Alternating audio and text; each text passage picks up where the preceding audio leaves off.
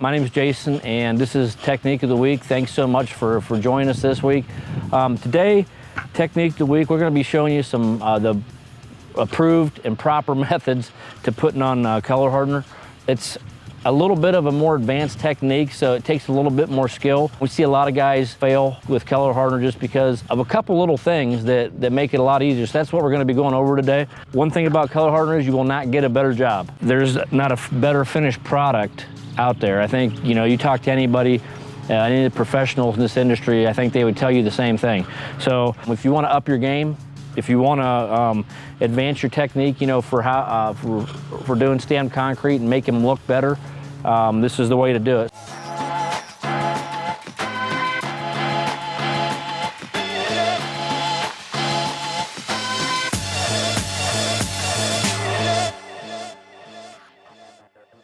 The first thing with the color hardener is what we see too is not fluffing the color hardener up. It wants to settle during storage. So you're gonna wanna shake it up, tip it upside down, move it around, and then you're gonna wanna put your hand in the bucket and fluff it. So I'm gonna fluff this. If I just went straight to into the bucket and didn't do this, there'd be chunks of color hardener that, when I throw them, it's gonna wanna hit and make like a little crater. So that's what we wanna, that's why I wanna fluff it. The material should be able to run through your fingers. Number two with the color hardener is the coverage, okay? You're supposed to apply 70% of this on the first coverage. You're gonna get about 100 square feet per 5-gallon bucket, and you're gonna wanna get 70% of that on the very first initial application. So a lot of people do not put it on heavy enough the first time. A good way to do it, I know the size of this patio is roughly around like 650 to 700 square feet, so I know I'm gonna use roughly 6.5 to 7 buckets, okay? And that's gonna be my gauge. So if you get done with the project and you're bringing 3 buckets back, that means you didn't put it on near heavy enough. So I'm putting on 5 buckets the first time before I even get to my touch-ups. We always wanna start at the farthest point and work our way back, because if we start here, then we're actually throwing more color here, and when I throw it out there, it's getting on here anyway. So I always want to start at the furthest spot and work backward.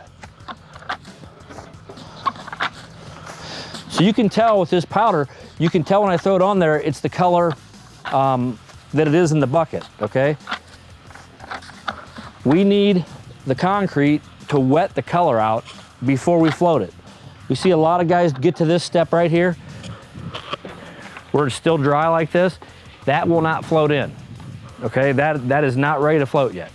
Okay, when we come back, I'll cover the rest of this, and then I'll come back and you'll see that this is gonna be, it'll turn a darker shade, and the moisture from the concrete is gonna wet that out. You can see where we first started here, where I was throwing that. It's completely changed color. It's a lot darker now.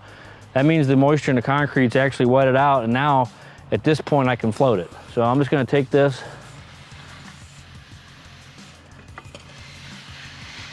if I did this floating, when I first put it on there, it would not float in. It would be nasty. You'd be calling me saying, oh, this stuff doesn't work. It's, it just doesn't float in right for me, just because they're not using the color hardener right.